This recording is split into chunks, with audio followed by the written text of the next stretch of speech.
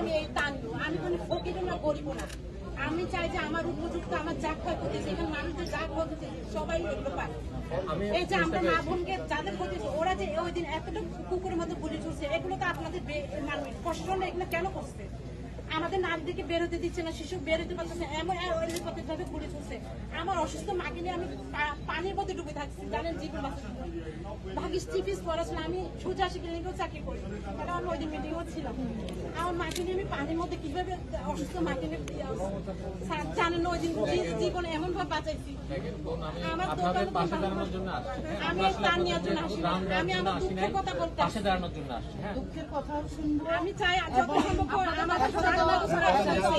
এখানে 20 কোটি না, এখানে 50 কোটি দিলে আমাদের এই ক্ষতিপূরণ হবে না।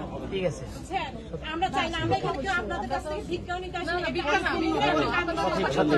আমরা চাই আমাদের উপযুক্ত আমাদের জিনিসগুলো পাই।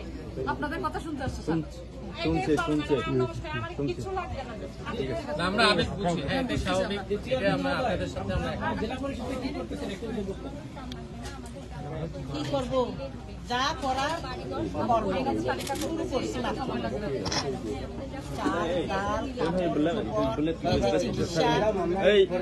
ক্ষতিপূরণ আমরা প্রশাসন মিলে জেলা দিচ্ছে না, প্রশাসন জেলা পরিষদ মিলে যা পারি মানে পর্যাপ্ত পরিমাণ মতো তাদের যা ক্ষতি হয়েছে এটা জীবনেও কেউ পূরণ করতে পারবে না। যেই জিনিসগুলো